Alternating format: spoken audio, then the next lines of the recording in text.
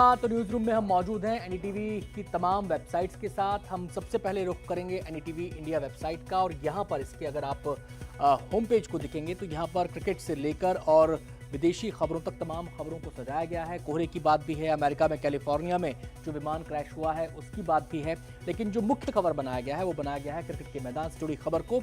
रोहित शर्मा 5वें टेस्ट में टीम की कप्तानी नहीं कर रहे हैं और इसको लेकर जो पूरा का पूरा एक कयासों का दौर लग रहा था, कयास लगाए जा रहे थे उनकी कप्तानी को लेकर, उनकी परफॉर्मेंस को लेकर, अब उस पर विराम आखिरकार लग गया। आपको बता दें कि कल शाम ही तय हो गया था कि रोहित शर्मा प्लेइंग 11 का हिस्सा नहीं होंगे और आज जब टॉस की बारी आई तो ये बिल्कुल स्पष्ट हो गया कि जसप्रीत बुमराह इस मैच को लीड कर रहे हैं। हालांकि जसप्रीत बुमराह ने जब उनसे पूछा गया इस बारे में तो जसप्रीत बुमराह ने एक बात कही और उन्होंने कहा कि रोहित शर्मा ने आराम करने का फैसला लिया है, टीम हित में उन्होंने ये फैसला लिया है। लेकिन इसके साथ ही ये भी कयास लगे थे कि क्या गंभीर जो कोच हैं, मुख्य कोच टीम इंडिया के, गंभीर और रोहित शर्मा के बीच संबंध ठीक नहीं है, क्या उनमें आपस में कुछ मतभेद है, कुछ खींचतान चल रही है, ऐसे तमाम कयास लगते रहे हैं।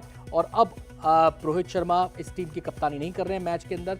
और अगर हम आपको बताएं कि रोहित शर्मा के जो कप्तानी है उसको लेकर भी सवाल यहाँ पर उठ रहे हैं, उनका भविष्य क्या होगा। इस पूरी सीरीज के अंदर, बॉर्डर गावस्कर सीरीज के अंदर रोहित के रिकॉर्ड को भी इस खबर में बखूबी दिखाया गया है कि 6.20 की औसत से 5 पारियों में सिर्फ 31 रन बनाए हैं। तो इस खबर को यहाँ पर प्रमुखता से छापा गया है। अब हम अगली खबर का रुख कर लेते हैं और अगली खबर है हमारी मध्य प्रदेश छत्तीसगढ़ वेबसाइट से, जो हमारी अगली वेबसाइट है।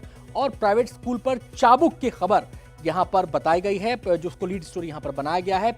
एमपी में शिक्षा माफिया पर चला हंटर, अब प्राइवेट स्कूल जबरन नहीं बेच सकेंगे स्कूल यूनिफॉर्म। ये इंपॉर्टेंट खबर यहाँ पर लीड स्टोरीज को बनाया गया है। तो इसकी खबर की डिटेल विस्तार से इसमें छापा गया है कि सरकार ने ऐसे कौन से कदम उठाए हैं और इसमें बताया गया है कि जो अंकित करना होगा पाठ्य पुस्तक और उसके प्रकाशक की सूचना विद्यालय के सूचना पटल पर अंकित करनी होगी। इसके अलावा आदेश में कहा गया है कि अभिभावकों को किसी विशेष दुकान से शैक्षणिक सामग्री खरीदने की बाध्यता नहीं है, वो किसी भी दुकान से शैक्षणिक सामग्री खरीद सकते हैं। आप जिन लोगों के बच्चे प्राइवेट स्कूल में पढ़ते हैं वो जानते हैं कि क्या होता है कि जब बच्चा सेशन में जाता है, जब उसका एडमिशन होता है तो कहा जाता है कि इसी दुकान से, इसी विशेष दुकान से आपको यूनिफॉर्म भी खरीदनी है, आपको बैग भी खरीदना है, आपको किताबें भी खरीदनी है, आपको जो सामग्री है, पेन पेंसिल है, किताब कॉपी है, नोटबुक है, वो आपको सारा खरीदना है। लेकिन अब ऐसा नहीं कर पाएंगे प्राइवेट स्कूल। इसको लेकर छत्तीसगढ़ जो सरकार है उसने आदेश जारी कर दिया है। तो ये एक अच्छी खबर उन लोगों के लिए जिनके बच्चे प्राइवेट स्कूल में पढ़ते हैं। अगली वेबसाइट का हम रुख करते हैं। अगली वेबसाइट हमारी राजस्थान की है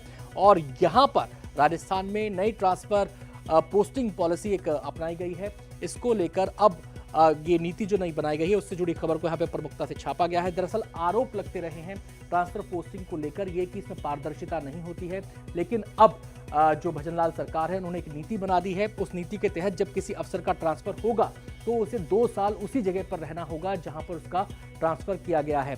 अगर कोई विधायक, उनमें विधायकों को भी हिदायत दी गई है कि अगर कोई विधायक चाहता है कि कोई विशेष अफसर उनके इलाके में आए तो उसको ये मानना पड़ेगा कि 2 साल तक वो वहीं पर रहेगा। और ऐसे में माना जा रहा है कि इस पॉलिसी के आने के बाद कि मास लेवल पर ट्रांसफर पोस्टिंग यहाँ पर हो सकती है। आरोप लगते रहे कि ट्रांसफर पोस्टिंग का जो कुटीर उद्योग है वो पनपने लगता है, उसमें प्रेफरेंस होता है, उसमें बहुत सारे खेल होते हैं। तो उसको दरकिनार करने के लिए, पारदर्शिता को अपनाने के लिए पॉलिसी यहाँ पर अपनाई गई है। हम अगली वेबसाइट का रुख करेंगे जो कि एनडीटीवी वर्ल्ड वेबसाइट है और देखते हैं कि उसमें किस खबर को प्रमुखता से छापा गया है। और एनडीटीवी वर्ल्ड वेबसाइट के अंदर जो अमेरिका में अटैक्स हुए हैं, खासकर न्यू ऑर्लिन्स और जो लास वेगास में अटैक हुआ था साइबर ट्रक के जरिए, उससे जुड़ी खबर को छापा गया है। और ये सवाल के साथ छापा गया है कि क्या इन दोनों अटैक्स के बीच कोई संबंध था, एफबीआई क्या कह रही है। आपको बताएं कि वैसे सीधा संबंध तो अभी तक स्थापित नहीं हो पाया है, एफबीआई ने इस बारे में कुछ नहीं कहा है, लेकिन लिंक को लेकर कुछ नहीं कहा है। हालांकि जांच उसकी चल रही है, लेकिन इस खबर के जरिए बताने की कोशिश की गई है कि वो कौन कौन से आधार है जिसके वजह से लिंक की आशंकाएं जताई जा रही हैं। उसमें सबसे पहला आधार तो यह है कि दोनों ही अटैकर्स जो हैं वो सेना से जुड़े हुए थे। एक और खास बात इस्तेमाल किया जो इसमें बात उभर कर सामने आती है इस खबर के जरिए, वो ये कि जिन व्हीकल्स का इन्होंने इस्तेमाल किया था वो एक ही ऐप के जरिए बुक किए गए थे। तो इस एंगल पे विस्तार से इस खबर को यहां पर छापा गया है।